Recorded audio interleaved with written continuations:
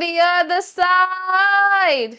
Hello, everybody. Now that I have your attention, I welcome you all. This is Radhika Dua, your co explorer, mentor, and learning buddy for your beautiful journey ahead of becoming future professionals. Here at Sharper, we believe in nothing less than excellence. That is why we thoroughly believe that you all can excel in your respective fields. We were aiming at excellence, we were aiming at consistency, and we were aiming at making you the best version of yourself. That is why we came up with a plan and we decided to, give you the best in this course where we will be delivering our best so that you can become your best, right? It is often said that you are defined by your mistakes, but I do not believe in it. I say that you are not a sum of your failures, but a product of the efforts that you put in. So let's make it a point. I declare today, I want you to declare this today, that we have a beautiful journey ahead of us. We have a great future waiting for us. For that, we just need to be very consistent.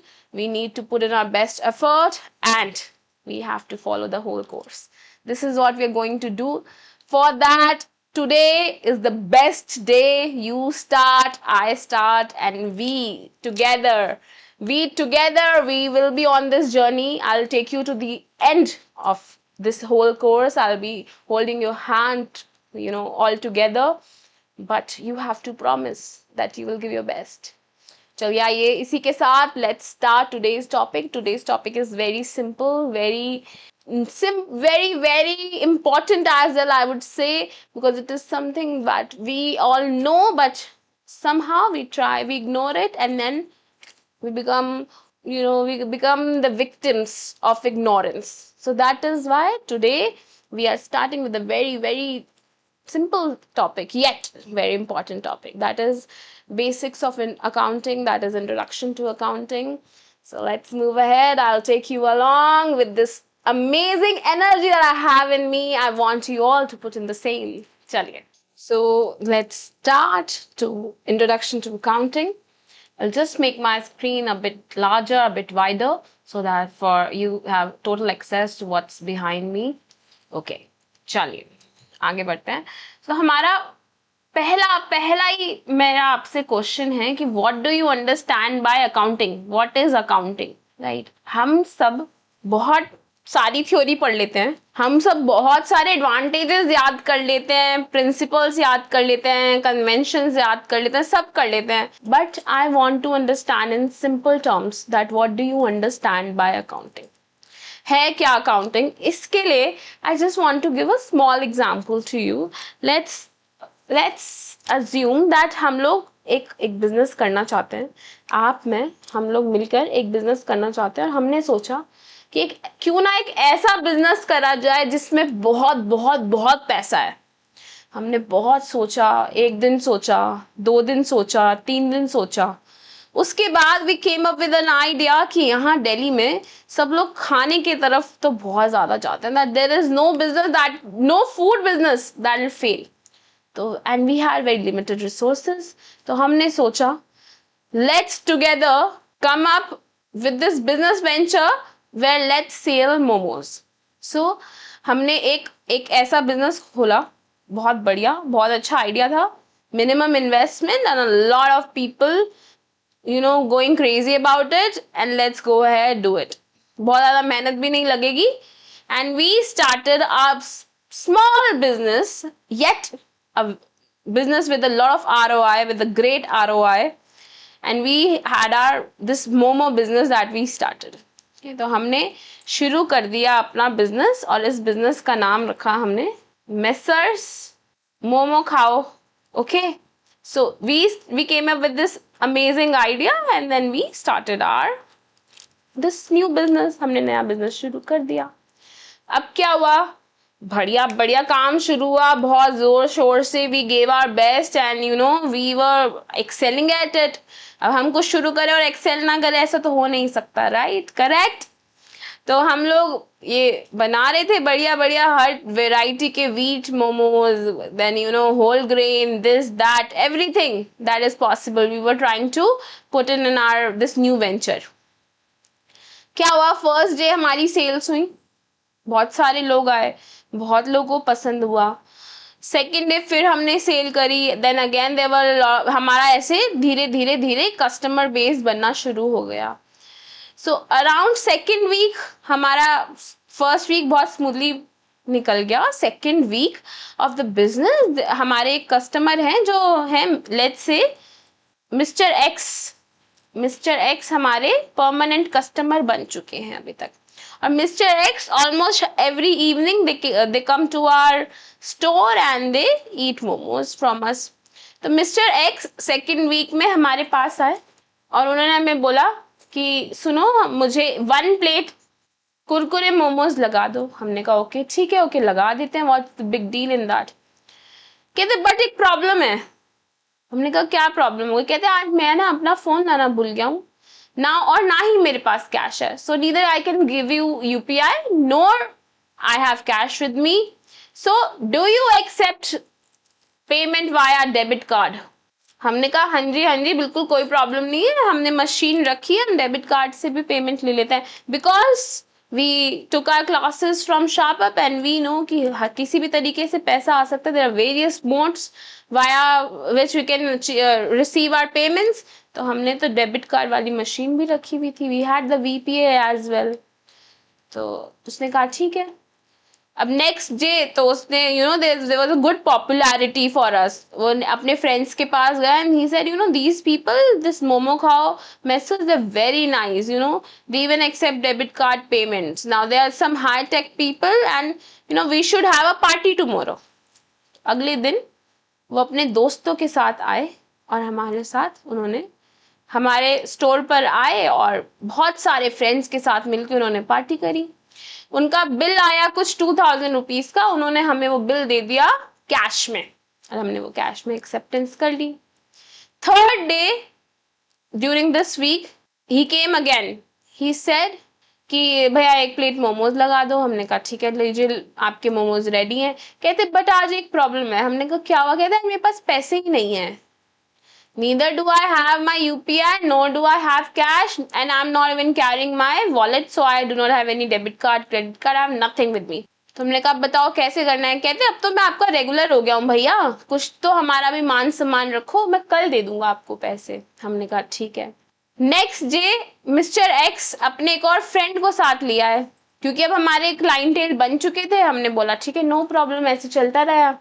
अब mister Y, friend of mister X, a very cunning person, he came on our store with the intention of not giving us money। उन्होंने कहा कि mister x को भी तो कल आपने free में खिलाए थे, आज हमें भी फ्री में खिला दो मोमोज। तो हमने बोला कि नहीं नहीं, मिस्टर एक्स तो हमारे रेगुलर कस्टमर है, उनको हमने फ्री में थोड़ी दिया है, हमने उन्हें सिर्फ उधार दिया है, वो आज नहीं तो कल हमारा उधार चुका देंगे। तो मिस्टर वाई ने बोला कि ठीक है एक काम करता हूँ, मैं आपको एक चेक लिख देता हूँ, मैं एक चेक लिख देता हूँ आपके नाम पर, मेसर्स मोमो खाओ के नाम पर हमने एक चेक बनवा लिया। But this cheque was a fictitious cheque and he took good amount from us and उन्होंने हमें 1000 रुपए के चेक बना के दे दिया। हमने सोचा चलो इन गुड फेथ हमने वो भी एक्सेप्ट कर लिया। फिर हमारे पास next day, this week also went through very smoothly. फिर नेक्स्ट मंथ हमारे पास मिस्टर जेड आए। मिस्टर जेड आए, अब मिस्टर जेड कहने लगे कि हमने आपके बारे में बहुत सुना, आप तो बहुत अच्छा मोमोज खिलाते हैं, 1 प्लेट हमें भी खिलाइए। हमने उन्हें भी मोमोज खिलाया। Everything was going smooth. ऐसे ही मिस्टर जेड भी हमारे कस्टमर बन गए। बट मिस्टर जेड जो है ना वो हमेशा कैश में पेमेंट करते हैं। अब via end of second month I want to ask you, मैं आप सबसे पूछना चाहती हूँ कि पिछले 2 महीनों में हमारी कितनी सेल्स हुई, कितने पैसे हमें यूपीआई के थ्रू मिल गए, कितने पैसे हमें कैश में मिल गए, कितने पैसे हैं जो अभी तक हमें नहीं मिले और वो हमें पता है कि फ्यूचर में मिल जाएंगे, कितने पैसे ऐसे हैं जो अब हमें पता है कभी नहीं मिलेंगे, और कितने पैसे ऐसे हैं जो हमारे पास अभी कैश इन हैंड बचा हुआ है। सो आपके पास क्या कोई हिसाब है कि पिछले 2 महीने में ये जो मैंने आपको सारी स्टोरी सुनाई कि ये ट्रांजैक्शन होता रहा, कभी ए कभी बी कभी सी कभी मिस्टर एक्स वाई जी सब आते रहे हमारे पास and via different modes of payment करते रहे, क्या आपके पास कोई हिसाब है कि कितने रुपीस की आपने सेल कर दी है, या फिर कितने का रॉ मटेरियल आपको पर डे के हिसाब से खरीदना चाहिए, या फिर कितना ऐसा पैसा है जो मेरा अभी किसी के पास उधार पे मैंने सेल्स करी है, I am the creditor and how many debtors that I have. Do you have any idea of that? Any idea of that? No, because you are not recording anything. So when I say what is accounting, I simply go by their definition. So let's try and understand कि क्या है accounting की definition. Accounting's definition says that it is an art.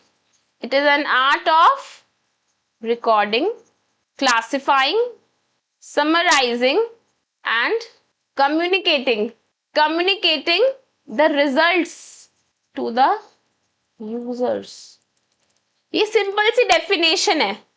कह रहे हैं accounting क्या है? कुछ नहीं है, एक आर्ट है. रिकॉर्ड करो, क्लासिफाई करो, समराइज करो और फिर कम्युनिकेट कर दो रिजल्ट अपने उसके यूजर्स को. मतलब मैम समझ नहीं आया, ये तो इंग्लिश में आपने कुछ बोल दिया, ये हमारे एग्जाम्पल से कैसे रेलिवेंट है, हमें तो समझ ही नहीं आया. बेटे एक बार ध्यान से देखिए, बोल रहे हैं accounting is an art of recording. आपके बिजनेस में जो भी ट्रांजैक्शन हो रही है उसको आप रिकॉर्ड करो. कैसे रिकॉर्ड करोगे? In form of journal entries. Okay, कह रहे हैं फिर उसको क्लासिफाई करो.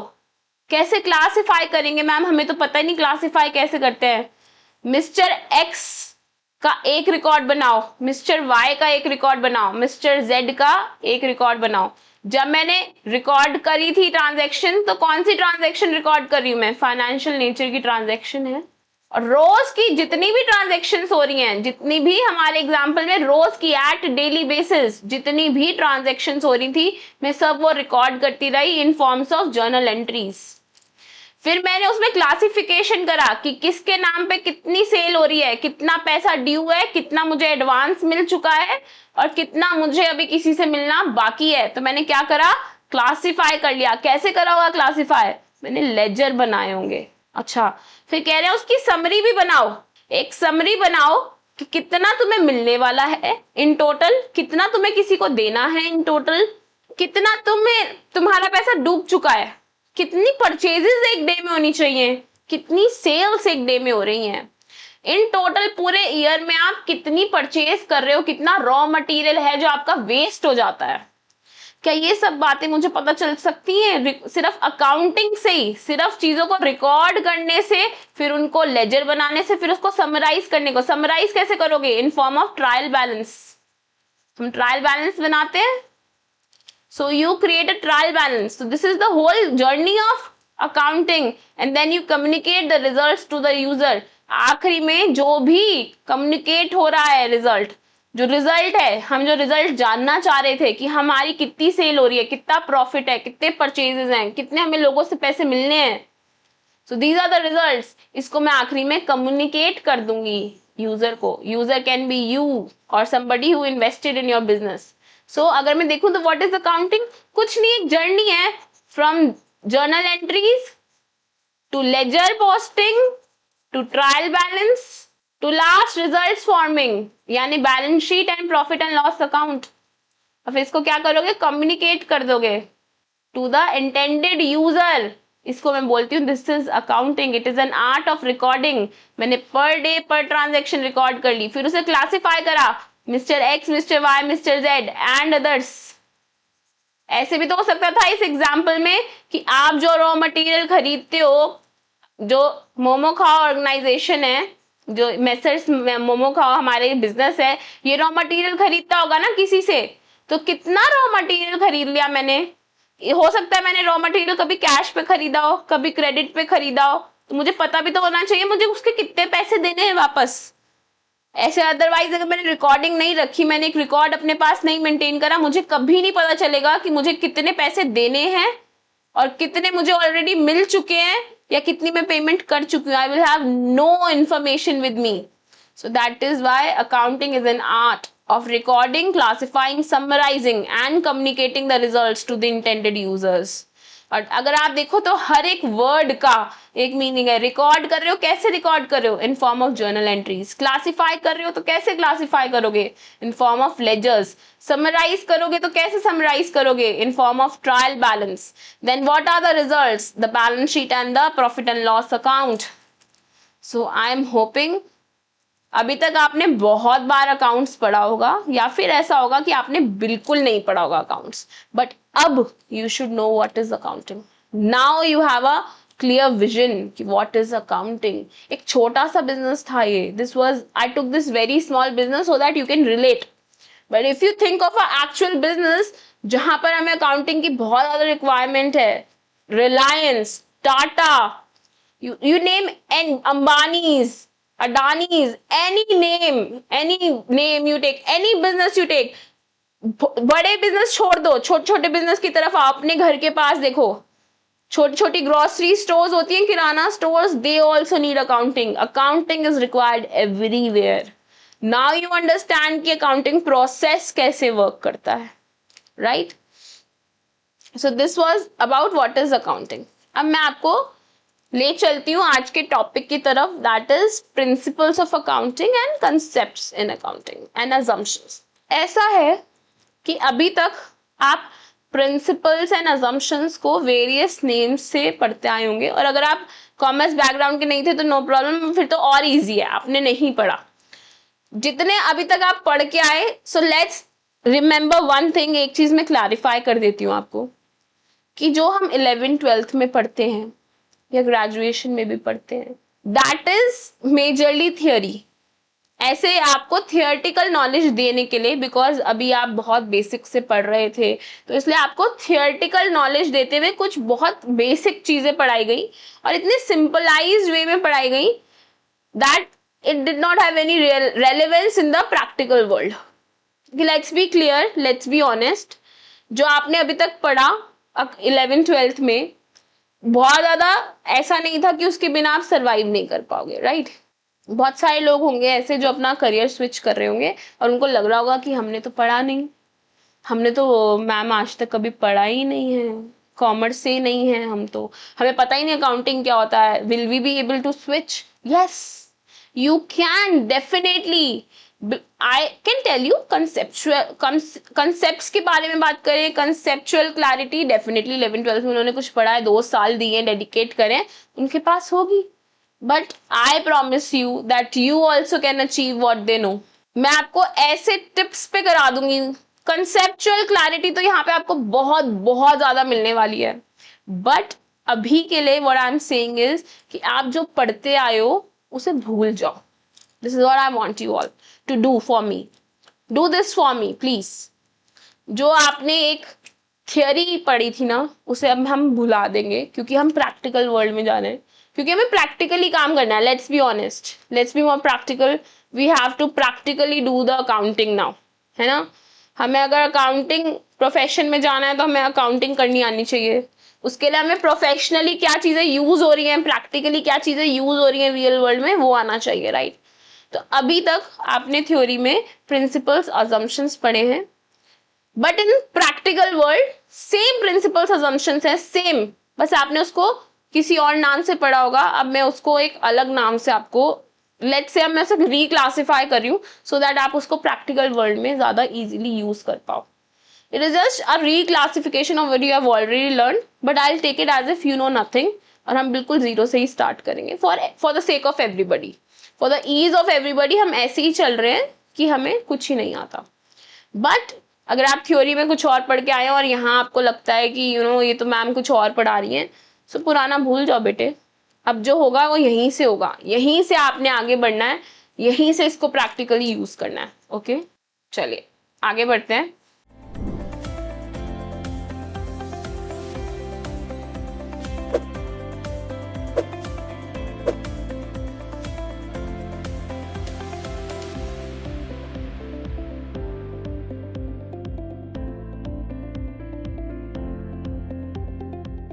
Hello, accountants. Welcome to SharpUp. This is Radhika Dua, your mentor for this accounting course. यहाँ हम आपको अकाउंटिंग कंसेप्चुअली और प्रैक्टिकली दोनों तरीके से सिखाते हैं। आज मैं आपसे कुछ बातें करने आई हूँ। First, why do you need this accounting course? 2, इस कोर्स का ऑब्जेक्टिव कैसा रहेगा? Third, what is the syllabus for this course? And fourth, why you should choose SharpUp. Let's talk about point number 1. Why do you need this accounting course? बिना conceptual clarity के लिए accountant बनना तो impossible है, right? Most of the accountants feel कि tally सीख लिया तो अकाउंटिंग सीख ली, जबकि टैली सिर्फ एक अकाउंटिंग सॉफ्टवेयर है। Most of the accountants they do not know from where to start and where to end. अब अगर ऑब्जेक्टिव की बात करें तो हमारा ऑब्जेक्टिव है आपको प्रैक्टिकली और कंसेप्चुअली ट्रेन करने का, आपको रियल वर्ल्ड अकाउंटिंग सिखाने का और एंड ऑफ कोर्स आपको जॉब रेडी बनाने का। बात करें सिलेबस की तो हम आपको कुछ 35 सेशंस देने वाले हैं where you will get 40+ hours of practical training. आइए मैं आपको अपनी वेबसाइट की तरफ ले जाती हूँ। यहाँ पर आपको फ्री डेमो सेशन मिलेगा।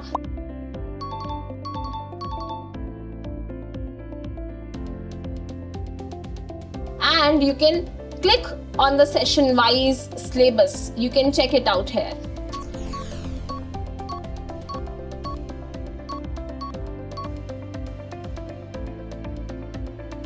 अब अगर मैं बात करूं कि why you should choose SharpUp, देखिए we have 40+ hours of comprehensive learning. Affordable course है, सर्टिफिकेशन मिलेगी, हाँ जी सर्टिफिकेशन भी मिलेगी कंप्लीशन पे। साथ ही साथ we have a 3-day refund policy for you. बहुत ही सिंपल लैंग्वेज में इंग्लिश प्लस हिंदी आपको ये कोर्स अवेलेबल होने वाला है। We have already trained 1000+ accountants out there in industry.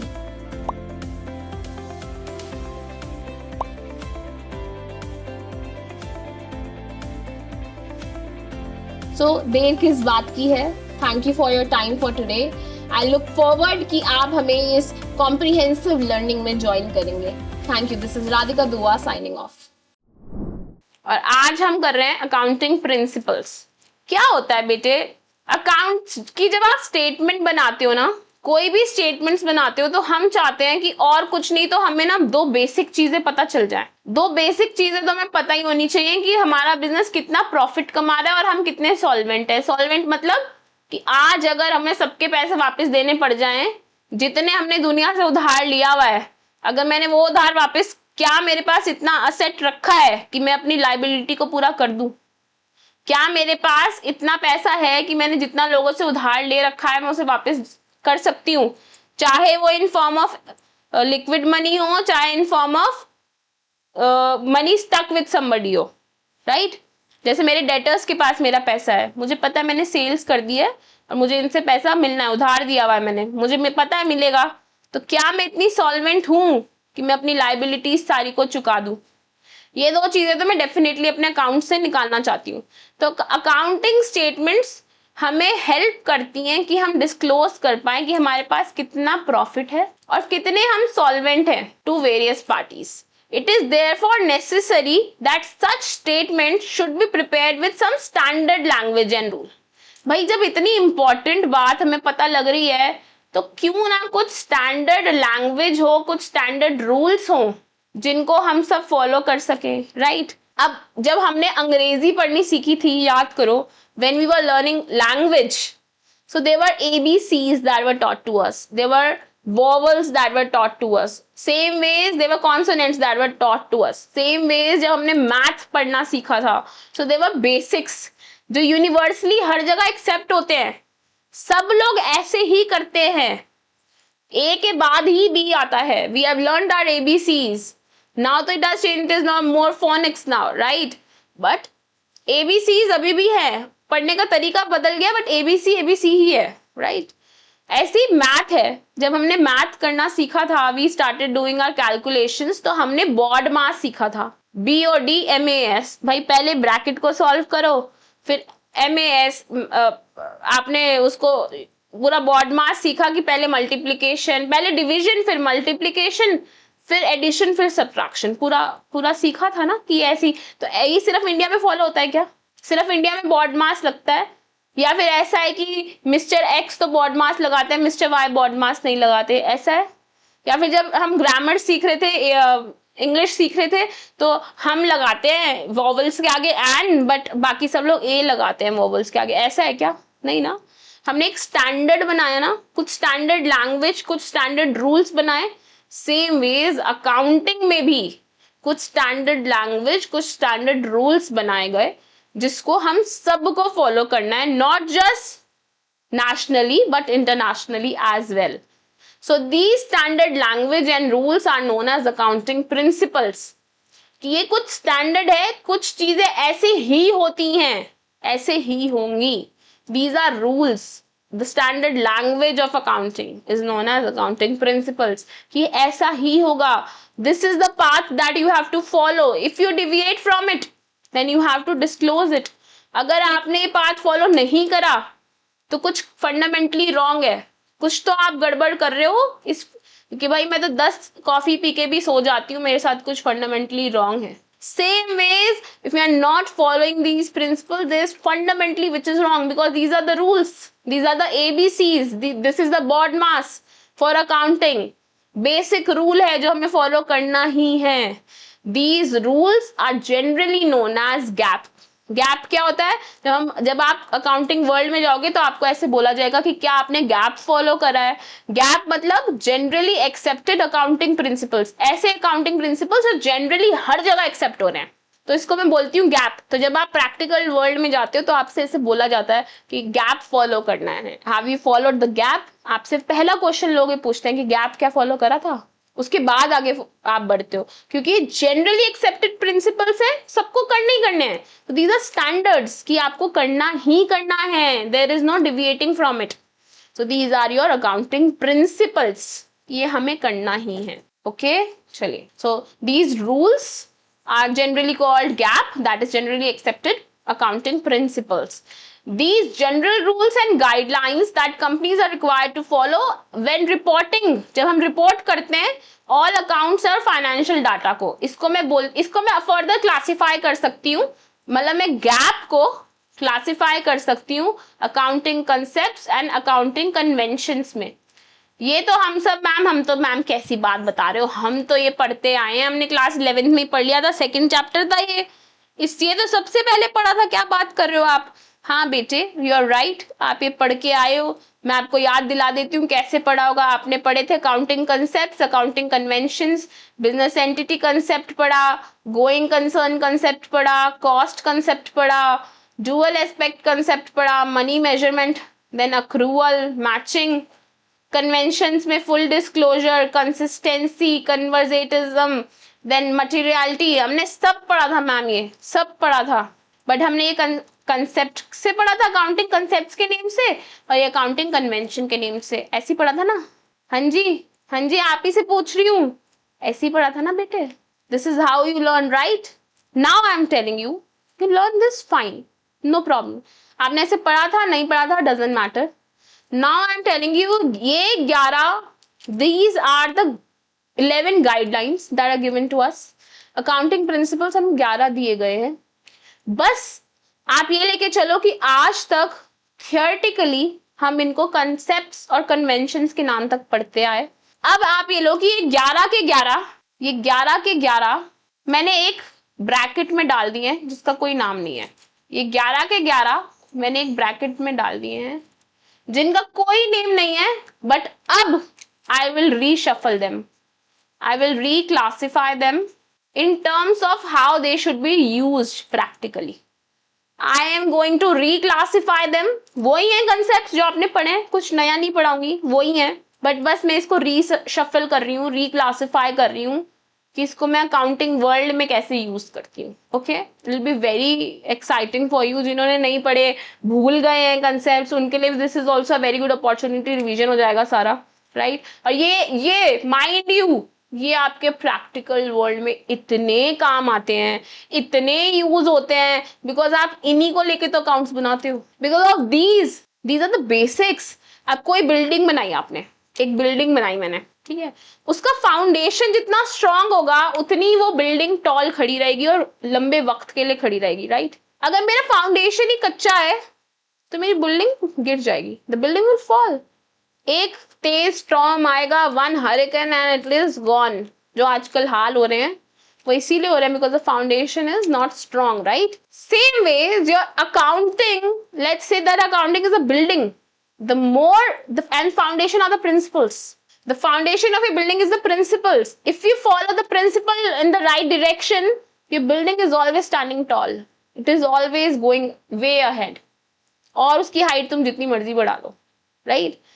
So that is why we focus on principles. ये तो हर वक्त यूज होने हैं, मतलब ये तो बेसिक अजम्पशन है कि आपको ये आता है, आपको प्रिंसिपल्स आते हैं। तो मैंने क्या करा, मैंने इनका जो मोटा मोटा नाम पढ़ा था ना आपने, अकाउंटिंग कंसेप्ट, अकाउंटिंग कन्वेंशन, वो हटा दिया, वो भूल जाओ। मैंने इन सबको 11 आएंगे, 11 प्रिंसिपल्स, इनको उठाऊंगी और मैं इनको शफल करूंगी। लेट्स सी क्या होता है आगे, ठीक है। So I am broadly defining my these principles in assumptions and principles, ठीक है। मैंने ये जो 11 है इनको मैंने बोल दिया कि अब मैंने तोड़ूंगी assumptions में एंड प्रिंसिपल्स में। assumptions मतलब ऐसे फाउंडेशंस, assumptions मतलब ऐसे कुछ फाउंडेशंस जो हमें पता है कि ये होगा ही, ये तो गिवन है, ये तो होना ही चाहिए मेरे बिजनेस में। अगर मेरे बिजनेस में ये नहीं है तो मतलब मेरा बिजनेस में कुछ गड़बड़ है।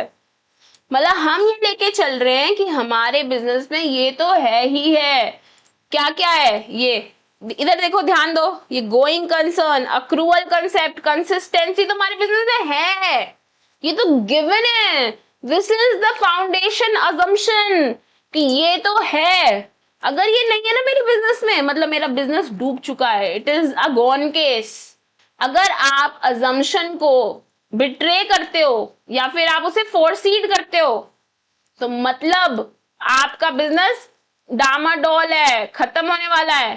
तो जब भी आप बिजनेस अपने अकाउंटिंग जर्नी में कुछ भी अकाउंट्स बनाते हैं तो ये 3 असम्पशन तो आप लेके चलते हो कि ये तो हो ही रहा है। This is something which is already happening. इसे मुझे लिखने की भी जरूरत नहीं है, मुझे किसी को बताने की भी जरूरत नहीं है कि हो रहा है। दिस इज एन असम्पशन कि तो हो ही रहा है। जैसे फॉर एग्जाम्पल जब आपने ये क्लास ज्वाइन करी तो आपने अज्यूम करा कि हमें बेस्ट डिलीवरी मिलेगी। दिस वाज योर अजम्पशन कि तो मिलेगा ही मिलेगा। इसके साथ हम आपको प्रैक्टिकली आगे ले जा रहे हैं, that depends on us, right. But assumption क्या थी कि हमें बेस्ट तो मिलेगा ही, राइट। चलिए आइए एक एक करके हम लोग सारी अजम्पशंस को, देयर आर जस्ट 3 अजम्पशंस, इन तीनों अजम्पशंस को हमें पढ़ना है कि भाई ये तो हमारे बिजनेस में है ही है।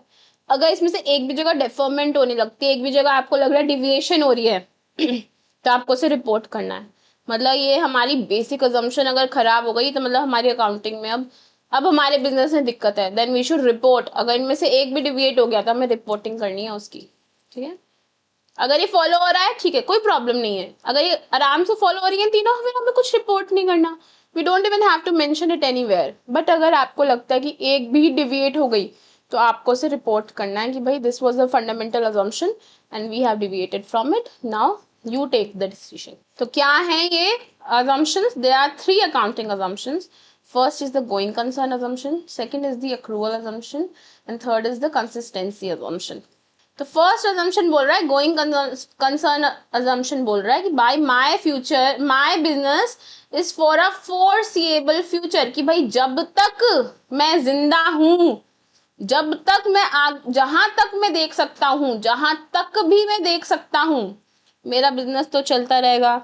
मेरा बिजनेस मैंने इसलिए नहीं शुरू करा कि चलो 5 साल करके देख लेता हूं, अगर चल गया तो बढ़िया, नहीं तो फिर कुछ और करेंगे। नो, ये रॉन्ग है, दिस थिंकिंग इज रॉन्ग। जब भी आप बिजनेस करोगे आप इसी assumption के साथ करोगे कि ये बिजनेस मेरे जिंदगी के साथ भी और जिंदगी के बाद भी है। मतलब मैं मर गया तो मेरे बच्चे करेंगे ये business, that this business is for a foreseeable future, that this business is for ever.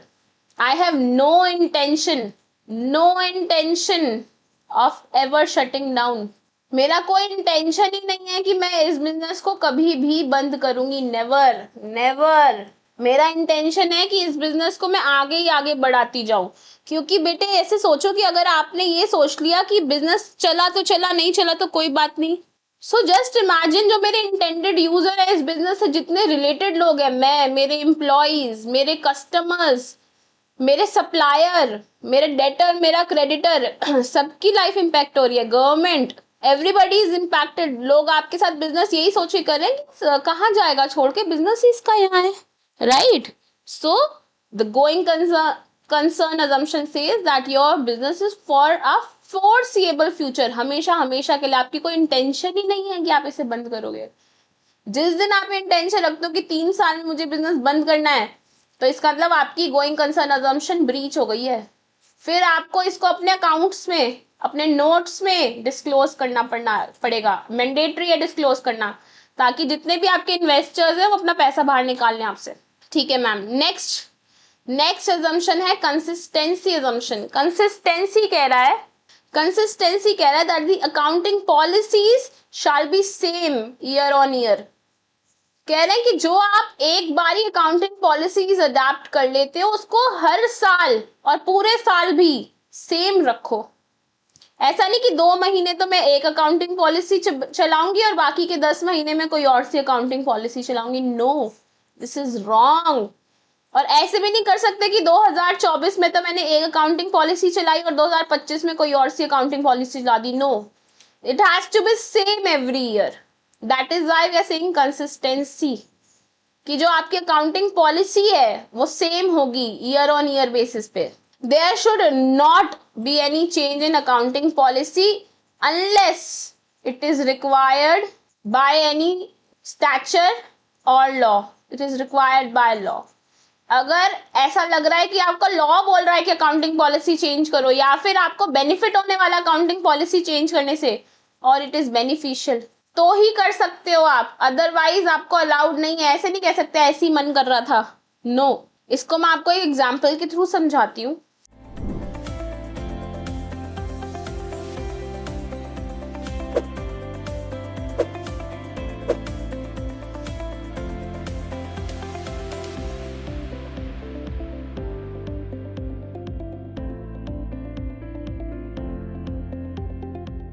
Hello accountants, welcome to sharp up. मैं हूँ राधिका दुआ, आपकी mentor for GST certification course.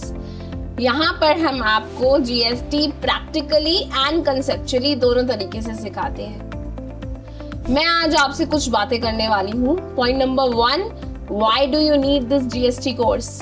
Point number 2, objective क्या रहेगा इस कोर्स का। पॉइंट नंबर 3, मैम सिलेबस क्या है। And point number 4, why do I need to choose SharpUp? चलिए आइए पॉइंट नंबर 1 पे बात करते हैं। We know that accounting is incomplete without the knowledge of GST.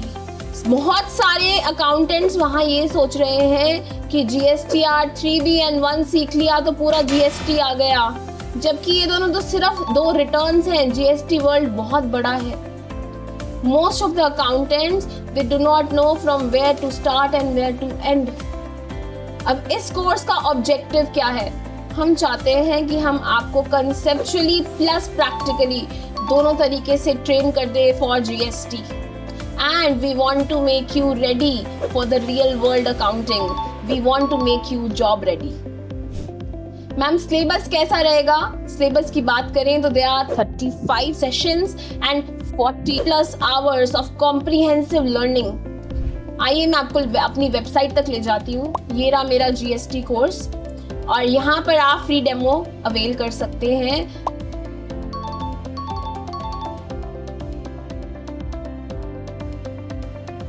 और सेशन वाइज पूरे जीएसटी सिलेबस को देख सकते हैं।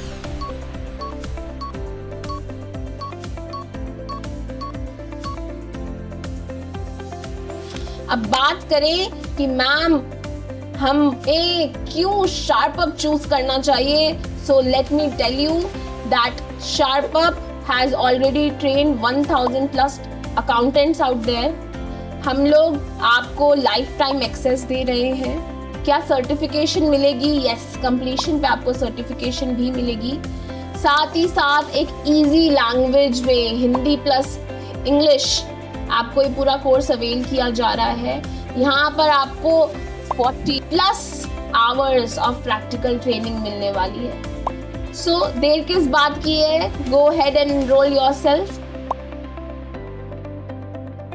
Thank you for your time today, and I'm looking forward to meet you all in this enriching class. For example, depreciation, and there are various methods of calculating depreciation. आपने पढ़ा होगा SLM method है, straight line method, written down value method है, units method है, बहुत सारे method है depreciation करने के। भाई बहुत दुख दर्द पीड़ा रहता है हमको, हमारा डेप्रीसिएशन लगता रहता है।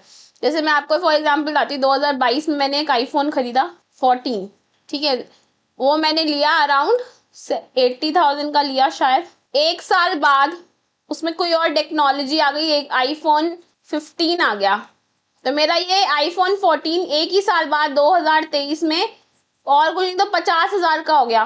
30,000 का मुझे लॉस हो गया है।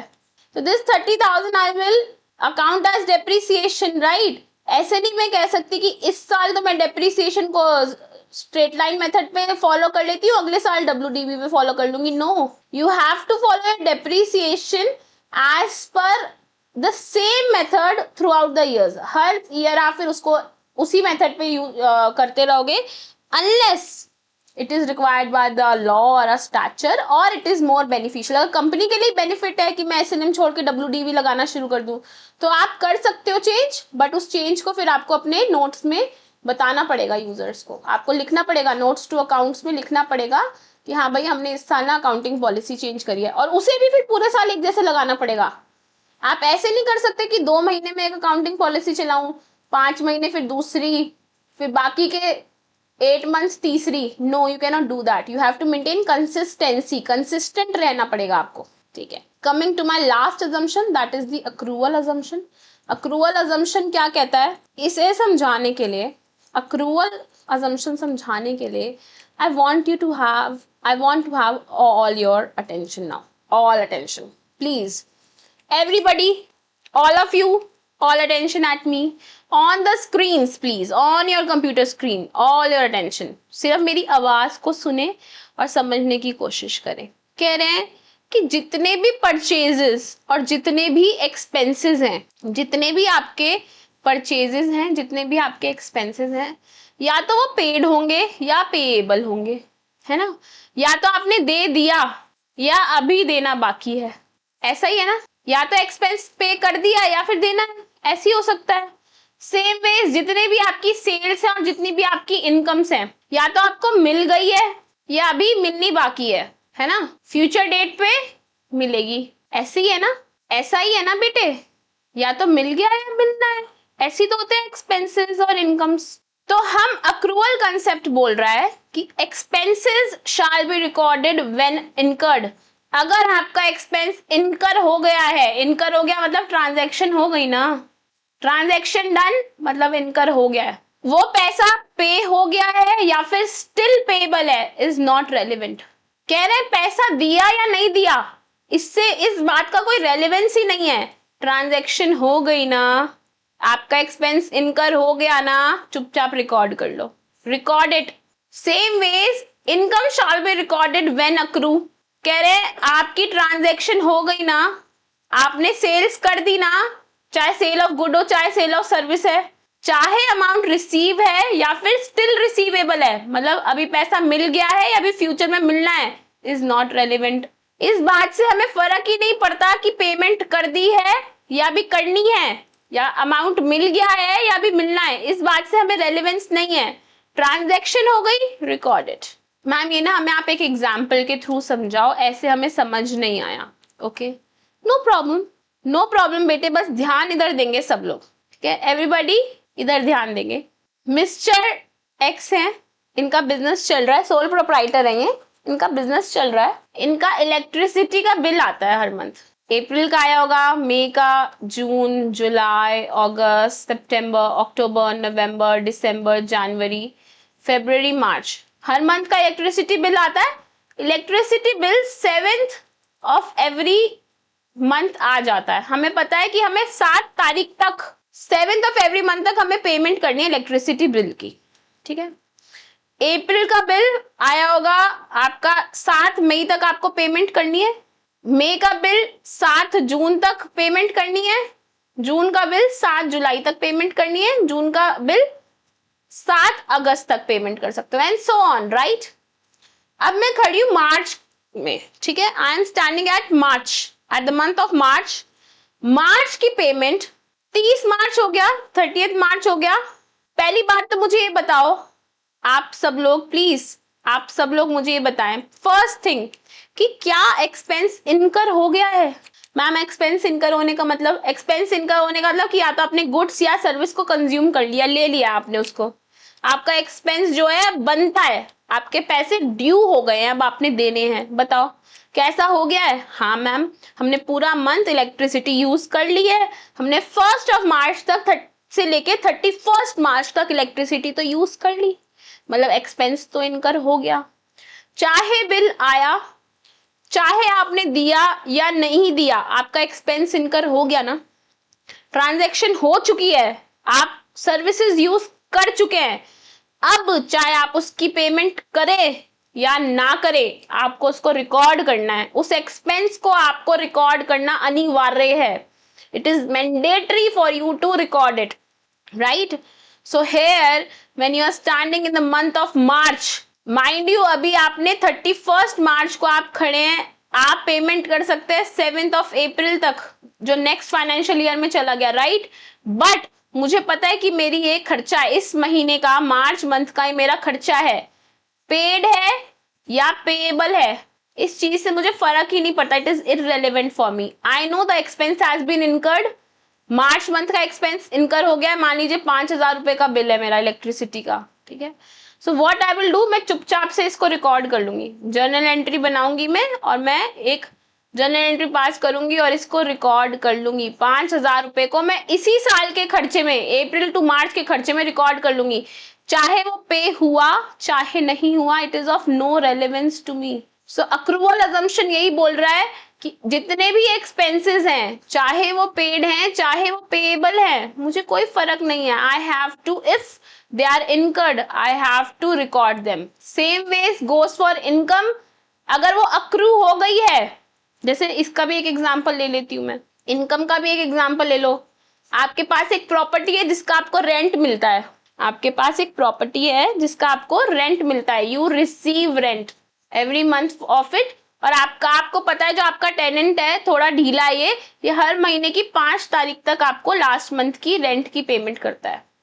मतलब अप्रैल की पेमेंट आपको करेगा 5 मई को, मई की पेमेंट करेगा आपको 5 जून को, एंड सो ऑन।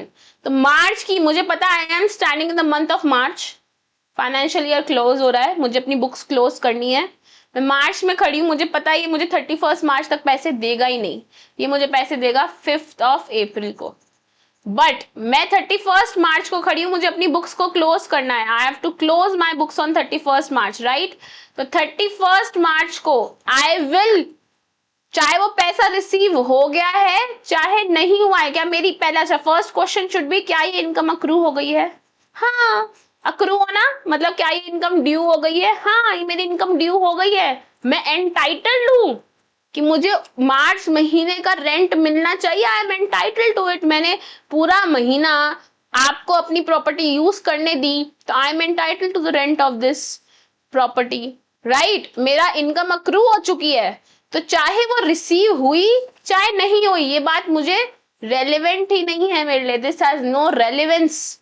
मार्च में मैं उस, मान लीजिए ये रेंट था 12,000 पर मंथ का, तो मैं 12,000 रुपए चुपचाप से मार्च के महीने में रिकॉर्ड कर लूंगी, मिले या नहीं मिले उस बात से मुझे फर्क ही नहीं है। मैं उसको अपना डेटर बनाऊंगी, जिससे मुझे रेंट लेना है, और उससे रिसीवेबल के नाम पे इस इनकम को मैं रिकॉर्ड कर लूंगी, ठीक है।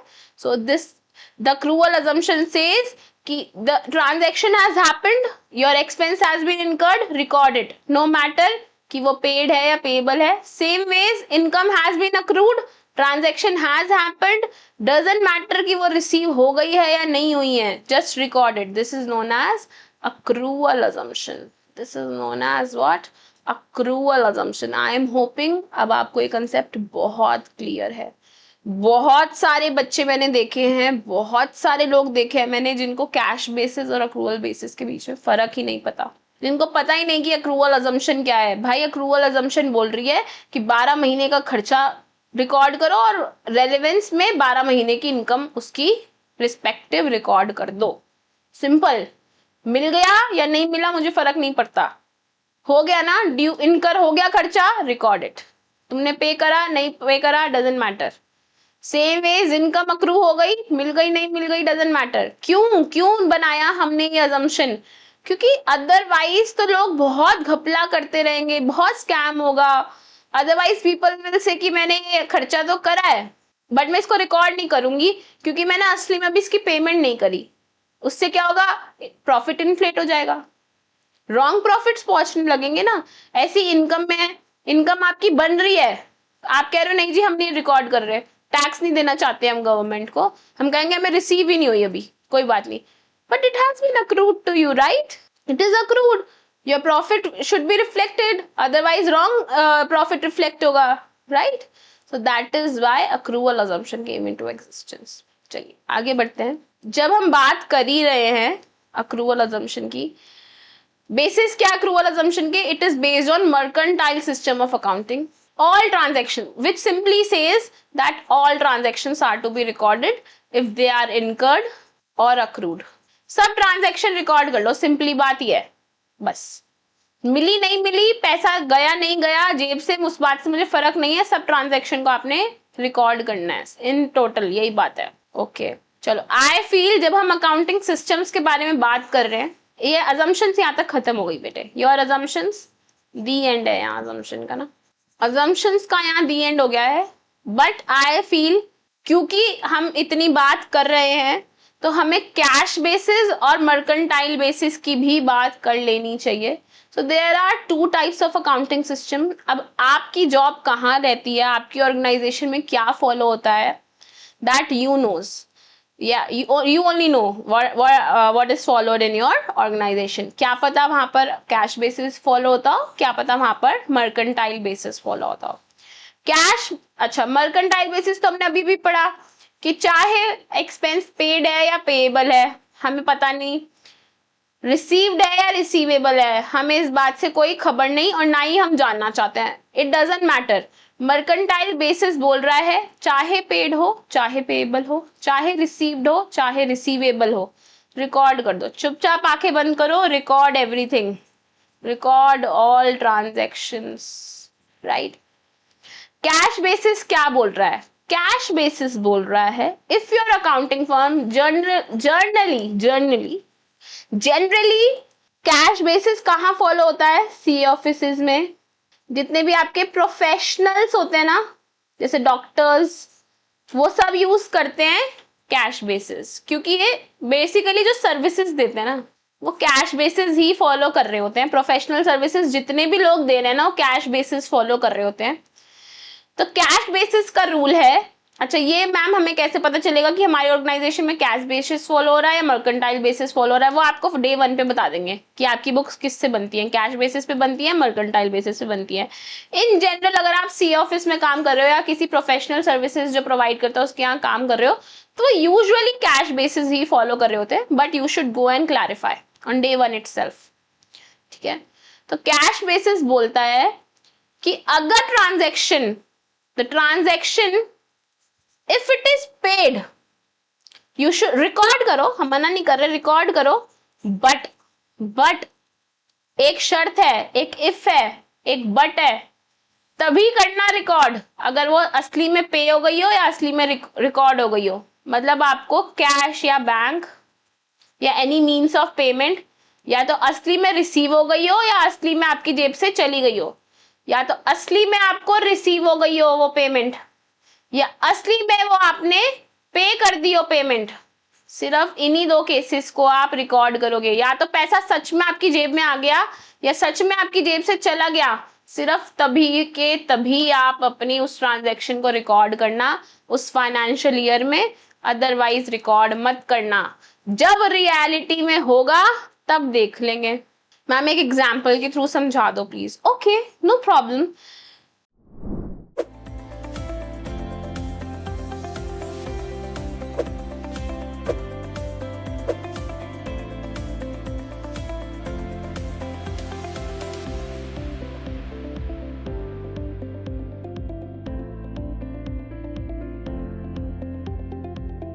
Hello accountant, welcome to Sharp Up. I am CA Deepika Bansal, your mentor for the income tax course, जहाँ पर हम पढ़ेंगे इनकम टैक्स को conceptually as well as practically. आज मैं अपनी इस वीडियो में आप सबके साथ 4 पॉइंट्स को डिस्कस करने वाली हूँ। नंबर 1, इनकम टैक्स कोर्स को करना क्यों ज़रूरी है। नंबर 2, कोर्स के क्या ऑब्जेक्टिव रहने वाले हैं। नंबर 3, कोर्स की क्या सिलेबस कवरेज होगी। And number 4, why should you choose Sharp Up for the income tax learning? Coming to first point, income tax course को करना क्यों ज़रूरी है। आप किसी भी कंपनी के, फर्म के या किसी भी ऑर्गेनाइजेशन के अकाउंट्स को बिना इनकम टैक्स की नॉलेज के हैंडल नहीं कर सकते। That's why income tax course को करना ज़रूरी है। फर्दर बहुत सारे अकाउंटेंट्स ये सोचते हैं कि टीडीएस के प्रोविजंस को पढ़ लेना ही इनकम टैक्स के प्रोविजंस को पढ़ना है, बट ऐसा नहीं है। टीडीएस की provisions is just one of the part of the income tax course. Further, बहुत सारे accountants बहुत ज़्यादा कंफ्यूज रहते हैं कि इनकम टैक्स की लर्निंग को कहाँ से शुरू करना चाहिए, कहाँ से करना चाहिए और कहाँ तक करना चाहिए। Coming to second point कि what is the objective with this course? हमारा मेन ऑब्जेक्टिव इस कोर्स को लॉन्च करने का आप लोगों को conceptually as well as practically train करना है एंड आप लोगों को प्रिपेयर करना है for the real world income tax consultancy के लिए and for the jobs, well paying jobs. Coming to the third point कि इस सिलेबस की क्या कवरेज रहने वाली है। हमने इस कोर्स को टोटल 45 सेशंस में इंक्लूड किया है, जहाँ पर आप लोगों को मिलेगा मोर देन 70 आवर्स की comprehensive learning, conceptually as well as practical. चलिए तो अब वेबसाइट पर चलते हैं और इनकम टैक्स की कोर्स को दिखाते हैं। तो this is our income tax course. Further कुछ डेमो वीडियोस भी है।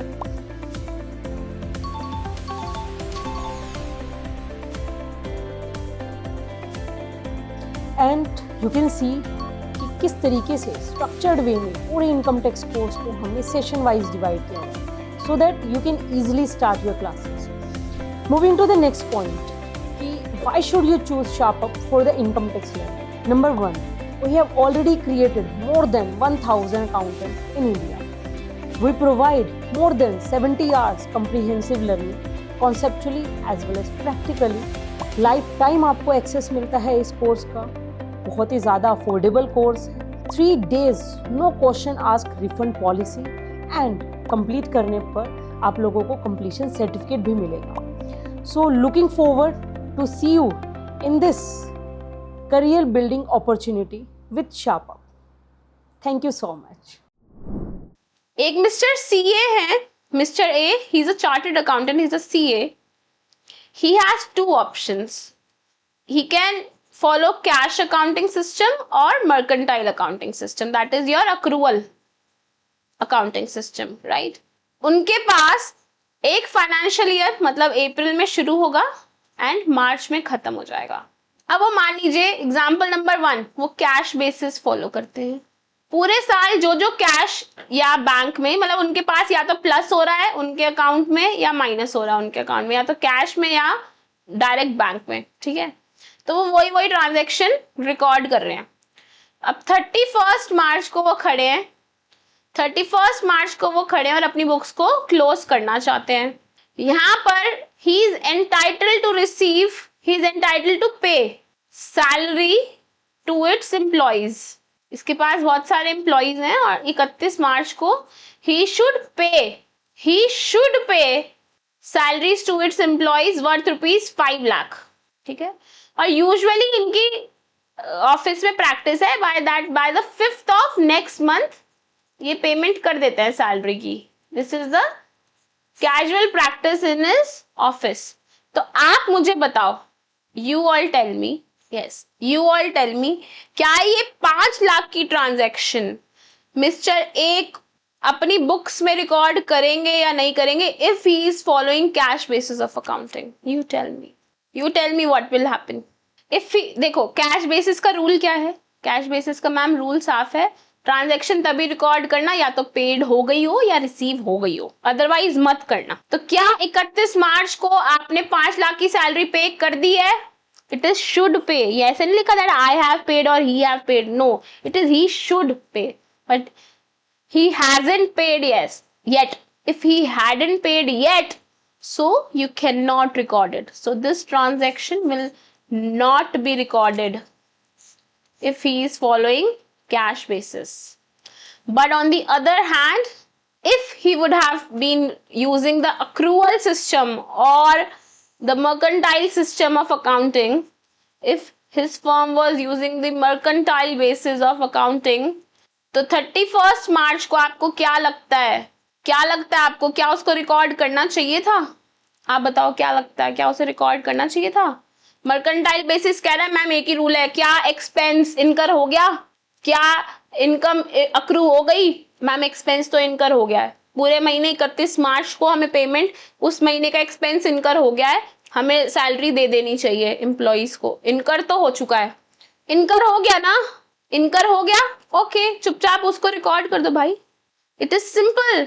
All you have to do is record it. So this 5 lakh rupees should be recorded. Record them in your books of accounts. तो आपका जितना भी profit होगा वो 5 लाख रुपए से कम हो जाएगा. And if you ask me that which system should be followed, the mercantile system should be followed. It is more appropriate. It shows more of a clear picture that 12 महीने में मेरा इतना एक्सपेंस था, मुझे इतना पे करना चाहिए था, मेरा प्रॉफिट डेफिनेटली इतने से कम, फ्यूचर में कम होगा ना, तो आज ही कर दो कम, मुझे पता करना है, राइट?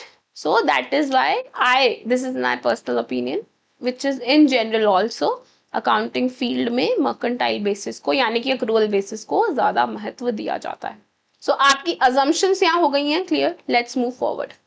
अब हम फॉलो कर रहे हैं, अब हम सीख रहे हैं अपने प्रिंसिपल्स. मैम प्रिंसिपल्स तो आपने बताई था स्टैंडर्ड गाइडलाइंस है. हाँ, ये स्टैंडर्ड गाइडलाइंस ही हैं बेटे. दीज आर स्टैंडर्ड गाइडलाइंस जो हर कंपनी को फॉलो करनी चाहिए. मैम अगर नहीं करी तो देखो, अजम्पशंस में था कि अगर वो फॉलो नहीं हुई, तो डेफिनेटली तुम्हारे बिजनेस में ना कुछ तो गड़बड़ है, तुम्हारे बिजनेस में कुछ गड़बड़ है और उस गड़बड़ को हमें इमीडिएटली रिपोर्ट करना है. ठीक है. बट प्रिंसिपल्स जो है, दीज आर स्टैंडर्ड गाइडलाइंस. ये गाइडलाइंस है कि बिजनेस ऐसे करना चाहिए. अगर आप यहाँ से डिविएट होते हैं तो जितना आप डिविएट कर रहे हो, मुझे इसको भी इमीडिएटली रिपोर्ट करना है, रिपोर्ट मुझे इसे भी करना है, प्रिंसिपल्स को भी रिपोर्ट करना है. बट आप एक बिजनेस कर रहे हैं, you are doing your accounting and you are doing your business, और अगर आप इस प्रिंसिपल से थोड़ा डिविएट होते हो तो कोई बात नहीं, इस डिविएशन को रिपोर्ट कर दो. रिपोर्ट करना मैंडेटरी है, but I will not assume कि तुम्हारा बिजनेस ये बंद होने वाला है, कि फंडामेंटली कुछ गड़बड़ हो गई. नो. अगर मैं आपका यूजर हूं, मैं आपकी बुक्स ऑफ अकाउंट्स को देखती हूँ, उससे मुझे, क्योंकि मैं आपके बिजनेस में इन्वेस्ट करने वाली हूँ, I am the intended user of your books of accounts, then I feel if the principles are not being followed, there is certain deviation, कुछ पॉलिसी चेंज हुई है, तो ठीक है, ओके, लेट मी नो क्या प्रॉब्लम है. But these are standard guidelines, एक general guidelines है जो सबको फॉलो करनी चाहिए. दिस इज समथिंग कि होना चाहिए, ऐसे ही होना चाहिए भाई. हमें मैम आपके यहाँ पढ़ने से बढ़िया जॉब तो मिलनी ही चाहिए. Yes, you should get it. We will provide you with such information, such great conceptual clarity कि ऐसा होना ही चाहिए, राइट? तो इसको आगे बढ़ाते हैं. तो भाई प्रिंसिपल्स बोल रहे हैं ऐसे, फॉर एग्जांपल जब मैं जर्नल एंट्री पास करूंगी तो क्या सिर्फ फाइनेंशियल ट्रांजैक्शंस की पास करूंगी? Yes, only financial transactions. Emotional transactions को थोड़ी रिकॉर्ड करते हैं, जिसमें मनी इन्वॉल्वमेंट है सिर्फ वही होगा. क्या debit, every debit has an equal and opposite credit? Yes. Father of accounting, क्या नाम था उनका? फादर ऑफ अकाउंटिंग कौन है? ये आपका होमवर्क है, आप पता करके आएंगे. Who's father of accounting? इन्होंने बोला कि every debit has an equal and opposite credit. इन्होंने बताई बात हमको कि जो जो डेबिट करोगे उसके इक्वल एंड अपोजिट क्रेडिट होगा ही. ये रूल है. This is a standard guideline. Accounting ऐसे ही होगी. इसका मैम इससे डिविएट कर सकते हैं कि नहीं? नो. आप ये मत सोचो कि मैं आपको कह रही हूँ कि प्रिंसिपल से डिविएट करना है. No no no, this is not what I am saying. What I am saying is कि अजम्पशंस को अगर आप डिविएट करते हो तो कुछ फंडामेंटली रॉन्ग होने लग गया बिजनेस में. That is not the same case with principles. तो इसका मतलब ये नहीं है कि प्रिंसिपल से डिविएट करना शुरू करो. नो, ये स्टैंडर्ड गाइडलाइंस है. आपको बिजनेस चलाना है तो इन गाइडलाइंस को फॉलो करो. ठीक है, चलिए आगे बढ़ते हैं. पहला प्रिंसिपल, ड्यूअल एस्पेक्ट प्रिंसिपल, कह रहे हैं every debit will have an equal and opposite credit. मतलब और इसी को बेसिस बनाकर हमने अकाउंटिंग इक्वेशन बनाई। चलो मैं आपके सामने एक बैलेंस शीट बनाती हूँ।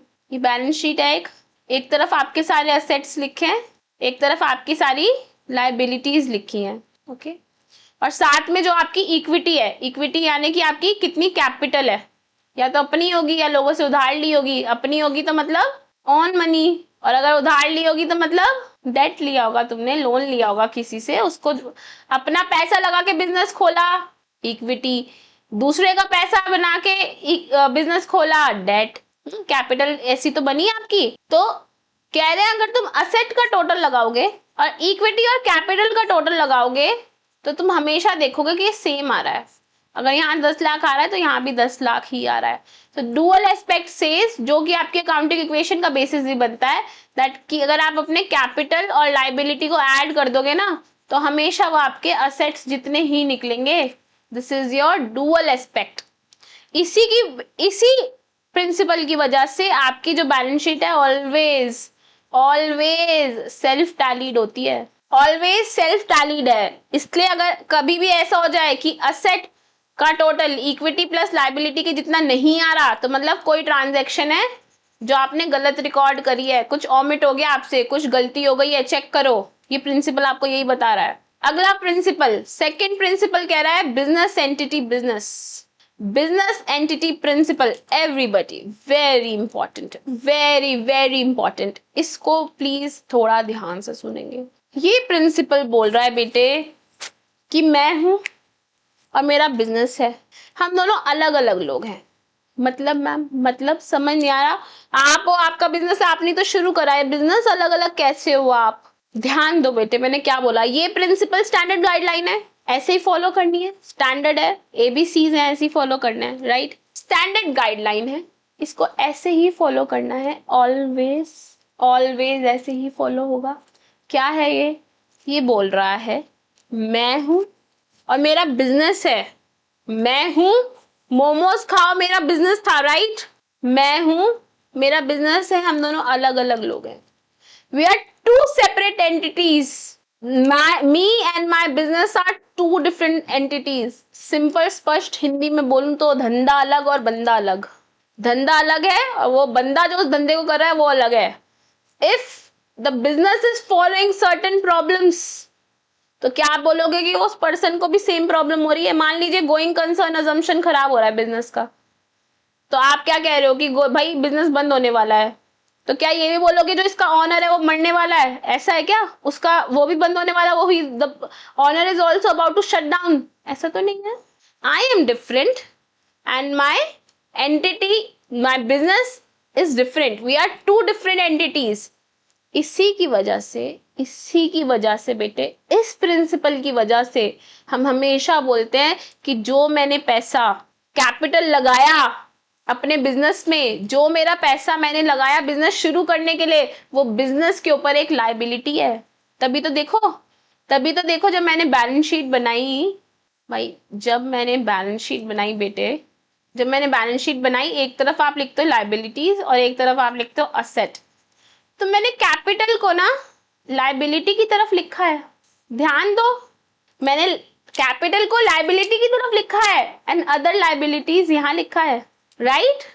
ऐसा क्यों करा मैंने? कोई मेरा कैपिटल मेरे लिए लाइबिलिटी कैसे बन गया?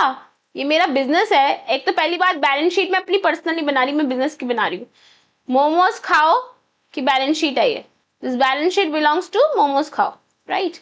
Momos Khao is the business. Me, Radhika, is not a part of the business. I have given a loan to the business ताकि वो बिजनेस हम आगे चला पाए, इसलिए मैंने उसको बिजनेस के लिए, ये बिजनेस के लिए वो लाइबिलिटी है, क्योंकि मैंने पैसा तुमको दिया, तुमने आगे अपना बिजनेस चलाया। तुम मतलब मोमोज खाओ एक बिजनेस है, वो अलग है और मैं अलग हूं, जबकि मैं ही ओनर हूं मोमोज खाओ ऑर्गेनाइजेशन की, right? Me, I'm a different person, I'm a separate entity and my business is a separate entity. मैं बंदा अलग और धंधा अलग, ध्यान रखना हमेशा। इसी कंसेप्ट की वजह से कैपिटल जो है वो लाइबिलिटी में आता है। इसी कंसेप्ट की वजह से अगर आप अपने बिजनेस में से, आप ही खुद ही अपने बिजनेस में से अपना ही पैसा निकाल रहे हो, उसको मैं ड्रॉइंग्स बोलती हूँ। क्या बोलती हूँ उसको मैं? ड्रॉइंग्स, अपना ही पैसा मैंने अपने ही बिजनेस से बाहर निकाला पर्सनल यूज के लिए, पर मैंने कहा ड्रॉइंग्स है तुम्हारी, तुम निकाल नहीं सकते। अगर तुमने मुझे लोन दिया था तब तुम भी मुझसे कुछ पैसा वापस ले रहे हो, ड्रॉ कर रहे हो मुझसे पैसा, ड्रॉइंग्स है तुम्हारी फॉर पर्सनल यूज। बिजनेस को क्या मतलब है तुमसे? दैट इज वाई, ताकि कभी भी ऐसा ना हो कि हम अपने पर्सनल खर्चे बिजनेस में डाल दें। एक और रीजन है इस प्रिंसिपल के पीछे, लोग अपने पर्सनल खर्चे भी तो बिजनेस के थ्रू रूट करना शुरू कर देंगे, ताकि आपके पर्सनल एक्सपेंसेस और बिजनेस एक्सपेंसेस सेग्रीगेटेड रहे। इसलिए भी ये प्रिंसिपल बनाया गया कि अपने पर्सनल एक्सपेंस, आपके घर में शादी है, आप कह रहे हो कि मैं लहंगा पहनूंगी तो मनीष मल्होत्रा का डिजाइनर लहंगा ही पहनूंगी, तो बिजनेस क्या करे इस मामले में? आपका पर्सनल खर्चा है, पर्सनल खर्चों से निकालो, बिजनेस की बैलेंस शीट में नहीं डाल सकते आप इसको। बिजनेस के प्रॉफिट एंड लॉस अकाउंट में आप इस खर्चे को नहीं दिखा सकते। बिजनेस सिर्फ बिजनेस रिलेटेड खर्चों को ही रिकॉर्ड करेगा ताकि ट्रू प्रॉफिट निकाल सके। That is why also this principle was introduced, that you are different and your owner your principle, your business is different, two different separate entities. Got it? Interesting है ना? है ना interesting? भाई बहुत interesting topic है, इसी की वजह से हर अकाउंट्स में ना हर चीज के पीछे कुछ लॉजिक है, कुछ भी रट्टाफिकेशन नहीं है, हर चीज के पीछे एक लॉजिक है। कह रहे हैं owner is separate from its business so that financial statements are free from personal affairs. Personal affairs हम इसमें नहीं डाल सकते। Entity concept states that the business enterprise is a separate identity apart from its owner. The accountant should treat a business separate और distinct from its owner. भाई boss अलग है और बिजनेस अलग है, बॉस के खर्चे थोड़ी डाल सकते हैं हम बिजनेस में। This concept helps in keeping business affairs free from influence of personal affairs of the owner. चलिए नेक्स्ट कंसेप्ट पे हम आते हैं, that is money measurement principal.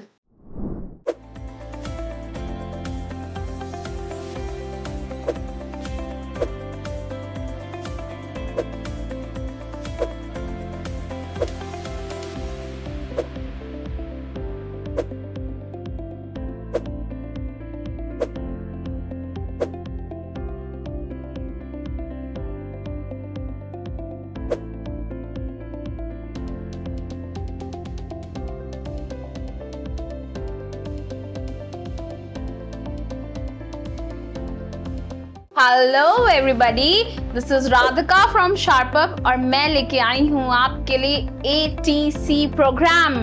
पिछले 5 सालों में हमने देखा कि बच्चों को एग्जैक्टली किस चीज की जरूरत है। After lot of analysis we came to a conclusion कि हमारे यूथ को जरूरत है स्किल्स की। So here at Sharper we came up with one-stop solution for all your problems, that is ATC program. क्या है मैम इस प्रोग्राम में? So this program is offering you 8 different modules जहाँ पर हम जो फोकस कर रहे हैं वो सिर्फ कोर अकाउंटिंग पे नहीं है, बिकॉज अब हम ये समझ चुके हैं कि सिर्फ कोर अकाउंटिंग करके कोई भी फाइनेंस एंड अकाउंटिंग प्रोफेशनल नहीं बन सकता। You want more skills, if you want better salary, better package, if you want to upskill yourself, तो हम लेके आए आपके लिए एक वन स्टॉप सॉल्यूशन जहां पर हम ऑफर कर रहे हैं आपको 8 different modules at one place, जैसे GST, accounting, compliances, personality development.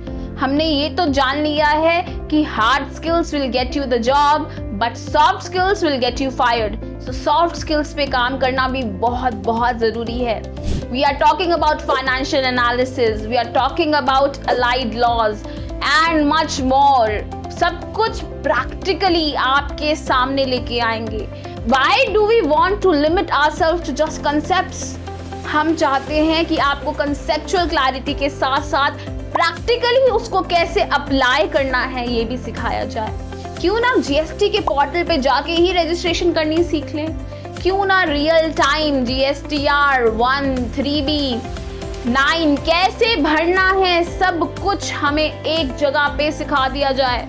आखिर ऑफिस में जाके करना तो यही है।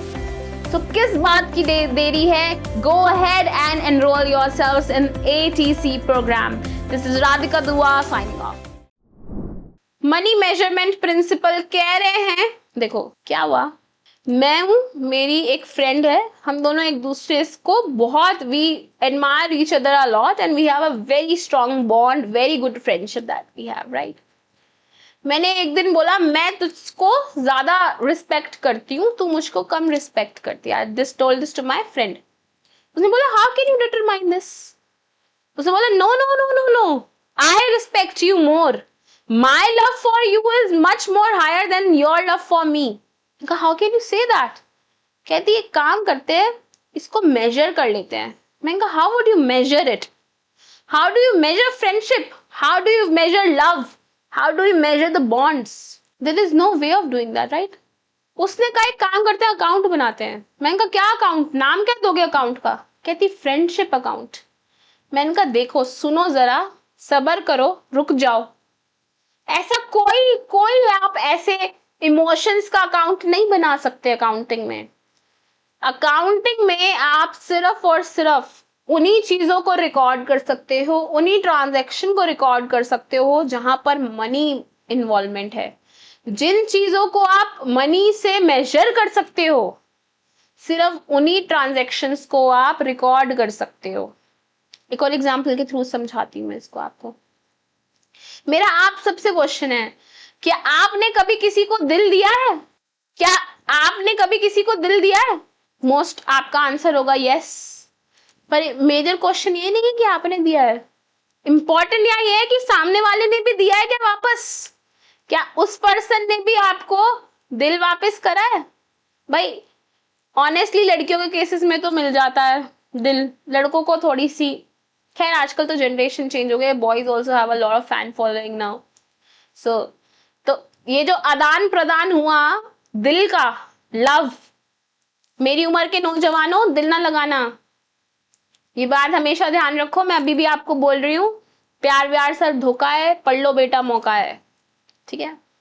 So there is one transaction that is happening here, right? You have given the dill and in return you have, very few of us get it, but we get the dill back, right? There is a transaction, there is a to and fro transaction हो गया। मैं कह रही हूँ इसका account बना के दिखाओ।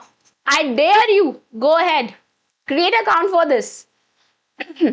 मैम आजकल तो हम सब चीज मनी में मेजर कर लेते हैं, हम तो ये भी देख लेते हैं मैंने तेरे ऊपर इतना स्पेंड करा था, इतने देख हमारे इस रिलेशनशिप में मैंने तेरे ऊपर इतना स्पेंड करा है, यू गोल्ड डिगर हो गया है भाई। आजकल तो ऐसे भी होने लग गया है, हमारा वक्त अलग था, नहीं होता था, बट यस। तो can you measure that? No, you can not do that, you can not record this transaction. हाँ ये आप बोल सकते हो मैंने तेरे ऊपर इतना पैसा लगा दिया, उसको आप रिकॉर्ड कर सकते हो। Again, that is not a business, so that will not be recorded in the business.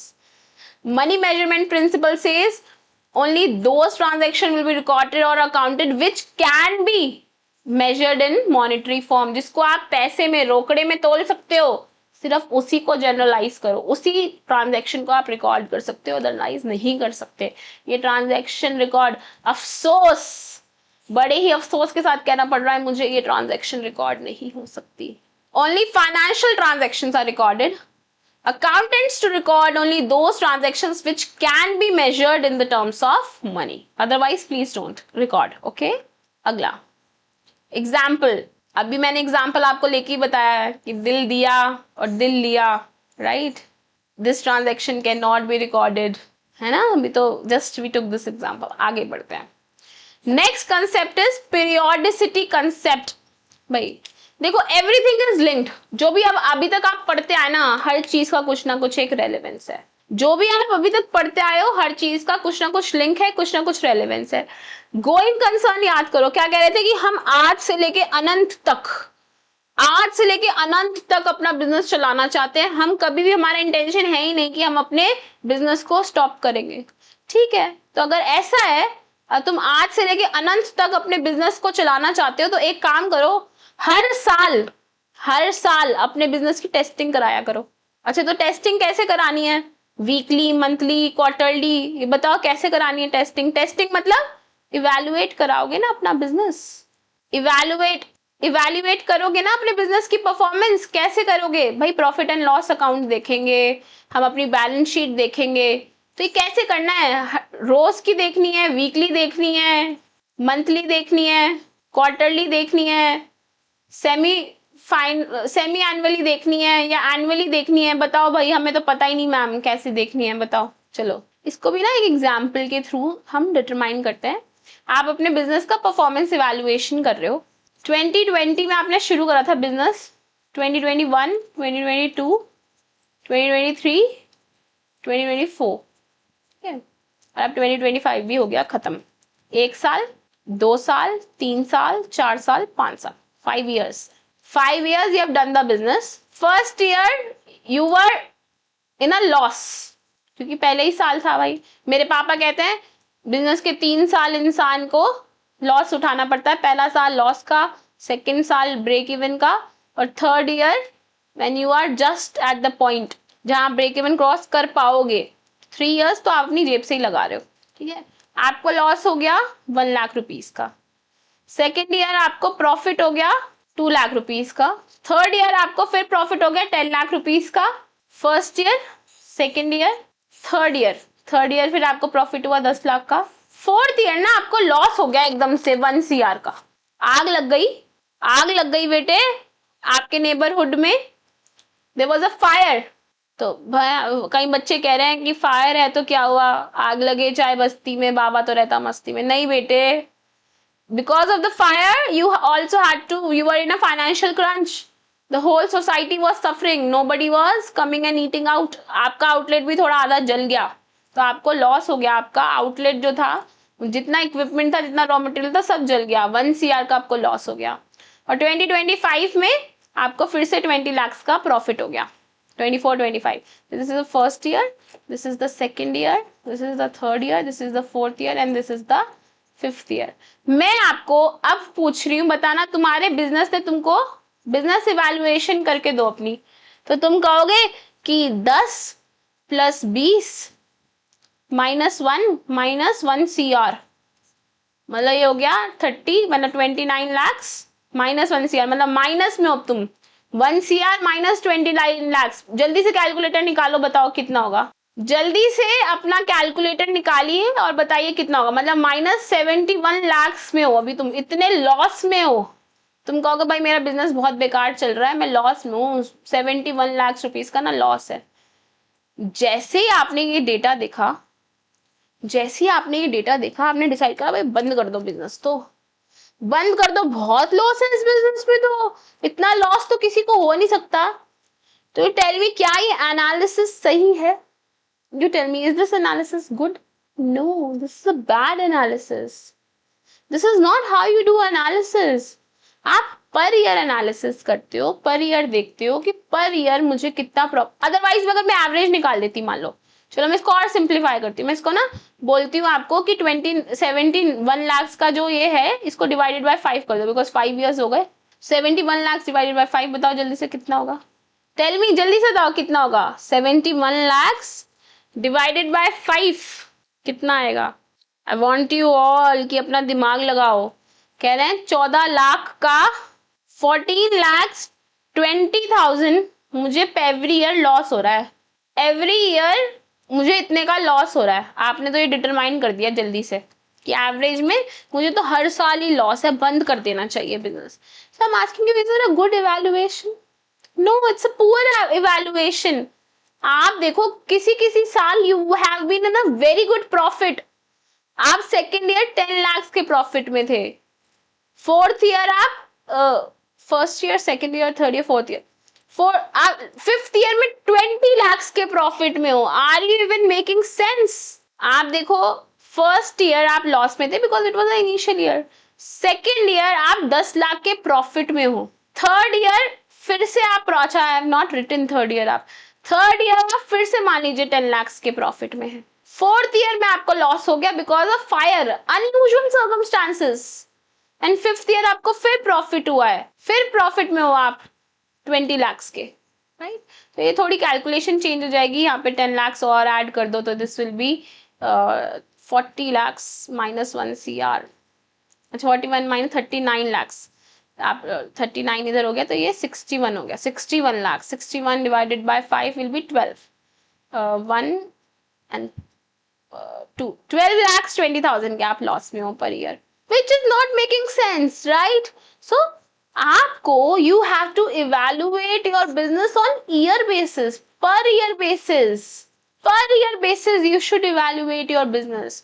तो पीरियोडिसिटी कंसेप्ट यही बोल रहा है, पीरियोडिसिटी कंसेप्ट यही बोल रहा है कि 12 महीनों को लेके आओ। Let your financial calendar start from 1st of April and end it on 31st of March, and then you evaluate your business.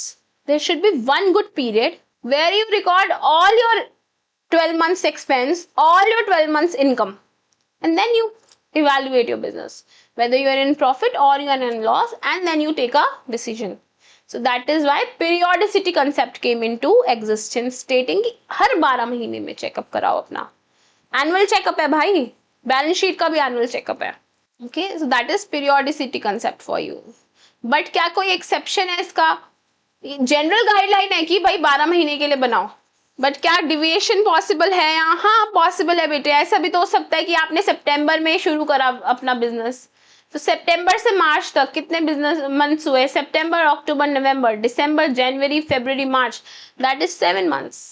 तो 7 मंथ्स की आप बुक्स बनाओगे, 7 मंथ्स के एक्सपेंसेस रिकॉर्ड करोगे और 7 मंथ्स की ही इनकम रिकॉर्ड करोगे। So general guidelines, but there can be deviations, right? चलिए आगे बढ़ते हैं। नेक्स्ट हमारे पास जो प्रिंसिपल है that is historical cost principle. Next principle is historical cost principle. आप लोगों ने सुना है? आप लोगों ने अक्सर अपने पेरेंट्स को कहते सुना होगा, हमारे जमाने में तो दूध इतने रुपए लीटर था, गोल्ड इतने रुपीस पर 10 ग्राम्स मिलता था। You have heard them, right? That is, हम सब ने सुना होगा कि उस जमाने में हमको इतने रुपए की, हम सब की एक पापा की कोई जमीन थी उस जमाने जो बहुत सस्ती मिल रही थी, बट किसी ने उनको लेने नहीं दी और अब वो करोड़ों में है वो जमीन, right? Same way historical cost बोलता है, हिस्टोरिकल कॉस्ट प्रिंसिपल बोल रहा है कि अगर आपका कोई असेट है, आपने कोई भी असेट खरीदा है, तो उसकी ओरिजिनल वैल्यू पे ही एवरी ईयर आपको उसको रिकॉर्ड करना है। आप उसको एवरी ईयर चेंज नहीं कर सकते। जितने पे आपने वो असेट खरीदा था उतने पे ही रिकॉर्ड करो। उसकी मार्केट वैल्यू क्या है उससे हमें कोई फर्क नहीं पड़ता। Every year you have to record your assets at their original value itself। ये बोल रहा है कि asset should be recognized at the cost of acquisition। जितने में तुमने खरीदा, जितने तुम्हारी जेब से पैसे गए उतने पे ही recognize करो, that is at original cost। OG cost पे ही इसको recognize करना है। एग्जाम्पल के लिए लेते हैं, so few years back I purchased a land in Noida। It was around 70 lakh rupees. This I purchase in 2022। Covid होके खत्म ही हुआ था, 70 लाख में मैंने एक घर खरीदा। आज वी आर स्टैंडिंग इन 2025। आज इस 70 लाख के फ्लैट की कीमत है 1.5 CR। मेरा क्वेश्चन आपसे ये है कि मुझे अपनी बुक्स ऑफ अकाउंट्स में ये जो मैंने फ्लैट खरीदा है, ये जो मैंने फ्लैट खरीदा है नोएडा में for 70 lakh rupees, which has now been appreciated to 1.5 CR, today when I make my books of accounts for financial year 24-25 मतलब मार्च 31 मार्च जस्ट अभी निकला, अभी खत्म हुआ ये, मुझे कितने रुपीस पे इसको रिकॉर्ड करना चाहिए इस फ्लैट को? This flat has to be recorded at its original value only, at the cost of acquisition। I cannot record it at 1.5 CR। अगर मैंने ऐसे कर दिया तो मतलब मैंने उसको मार्केट वैल्यू पे रिकॉर्ड कर दिया और मैंने अपनी बुक्स को इन्फ्लेट कर दिया, विच इज रॉन्ग। ठीक है, if I am following the cost model तो मुझे उसको कॉस्ट पे ही, एट ओरिजिनल कॉस्ट इटसेल्फ, मैं और किसी तरीके उसको रिकॉर्ड नहीं कर सकती। Okay, so that was historical cost for you. चलिए आगे बढ़ते हैं। बस बेटे खत्म, आखिरी प्रिंसिपल पढ़ रहे हैं हम, मटीरियलिटी कंसेप्ट, मटीरियलिटी प्रिंसिपल कह रहे हैं। मटीरियलिटी प्रिंसिपल बोलता है that if there is any information which is material in its nature and can influence your decision into regarding my business, अगर कोई भी इंफॉर्मेशन है और वो इंफॉर्मेशन सेंसिटिव है, मटेरियल है, कि वो इंफॉर्मेशन आपका मेरे बिजनेस के बारे में ओपिनियन बदल सकता है, जिसकी वजह से आप मेरे बिजनेस में इन्वेस्ट नहीं करोगे या करोगे, ये जो डिसीजन मेकिंग है चेंज हो सकती है। तो ऐसी इंफॉर्मेशन जो मटेरियल नेचर की होती है वो हमें हर साल डिस्क्लोज करनी है। तो ये बोलते हैं इंफॉर्मेशन दैट कैन चेंज और influence the decision of the users, such information should B disclosed. इसको मैं आपको एक एग्जांपल के थ्रू बताती हूँ। So, a lot of us are Android users and a lot of us are iOS user, यानी iPhone, ठीक है। तो अभी कुछ साल पहले क्या हुआ कि एप्पल में ना कुछ अपडेट आ रही थी बार बार, और उस अपडेट की वजह से ये फील हो रहा था हमें कि वो जो क्वालिटी ऑफ द कैमरा है वो and battery, quality of camera and battery after that update went to a toss, ऐसा सब यूजर्स को फील हुआ, ठीक है। So there was this person in US जिसने एप्पल को सू करा और इसके ऊपर एक लॉ केस फाइल करा, एक सूट फाइल करा, जहां पे वो उसको एप्पल को सू कर रहा है। It's a very famous case, इसको गेट कीपर बैटरी के नाम से, I think gate keeper battery के नाम से case, it's very very famous. तो एप्पल को इसने सू करा और एप्पल के ऊपर इसने 200 मिलियन का, I am not very sure about exact क्या फिगर है, बट वेरी बिग $1 million का केस करा। बोला कि आप लोग जान के अपडेट्स देते हो ताकि हमारा कैमरा और बैटरी बेकार हो जाए, और सो दैट अगर हम ऐसा हो जाएगा फिर हम न्यू आईफोन खरीदना चाहेंगे। We would like to move forward to the new model that you have launch, और हम लोग पुराना मॉडल अपना डिस्कार्ड कर देंगे। So actually this person actually won this case और एप्पल को उसको ये कंपनसेशन पे करना पड़ा। So अब आप बताओ, अगर आप इस एप्पल में अकाउंटेंट हैं और आप इसके अकाउंट्स बना रहे हैं, क्या आपको ऐसा नहीं लगता कि 31 मार्च को ये इतनी रेलेवेंट इंफॉर्मेशन की एप्पल के ऊपर एक केस चल रहा है, एक लॉ केस चल रहा है जो अभी पेंडिंग है, अभी चल ही रहा है, क्या आपको ऐसा नहीं लगता कि ये इंफॉर्मेशन उसके यूजर्स तक जानी चाहिए? डेफिनेटली जानी चाहिए। This information should be given to the users so that they can plan कि अगर हमारा इस बिजनेस में जिसमें मैं इंटरेस्टेड हूँ, इस बिजनेस के ऊपर इतना बड़ा लॉ चल रहा है, इतना बड़ा केस चल रहा है, और वो हो सकता है कि उसको इतने सारे पैसे किसी को देने पड़े, मतलब ये बिजनेस आगे प्रॉब्लम में आने वाला है। So maybe I will not invest in this business, I will not invest, me as a user I will not invest in this business जिसके ऊपर इतना बड़ा एक केस लॉ चल रहा है, जिसके ऊपर कंपनसेशन इतनी बड़ी देनी चाहिए, देनी पड़ सकती है, इन रियलिटी भी देनी पड़ी उनको, बट 31 मार्च को मान लो ये क्लियर नहीं था कि ये अभी क्या होगा, ये चल रहा है, अभी कोर्ट में केस चल रहा है। तो ये एक मटेरियल इंफॉर्मेशन है, ये इंफॉर्मेशन आपको अपने अकाउंट्स में डिस्क्लोज करनी चाहिए। It should be disclosed in your books of accounts. It should be disclosed by hook or crook, by any given means ये आपको disclose करनी ही चाहिए। So that is it from my side. We have done all 3 assumptions and we have done all the principles. This was introduction to accounting. I hope it was very entertaining and informative class for you today. अब हर class में हम लोग ऐसी कुछ बहुत informative, कुछ बहुत useful information सीखने वाले हैं which will actually help you in the real world. So till then I'll meet you in the next class. Till then be a good human being. Always try to give your best. Do not trouble people around you and respect each other. एक अच्छे इंसान बनो, जिंदगी को एक अच्छी राह पे लेके जाओ. You have your future in your hands. जो हुआ है वो अच्छा हुआ है, जो होगा वो बहुत अच्छा होगा. Just believe in yourself. Okay, then I'll meet you in the next class. Bye bye. Take care. Sayonara.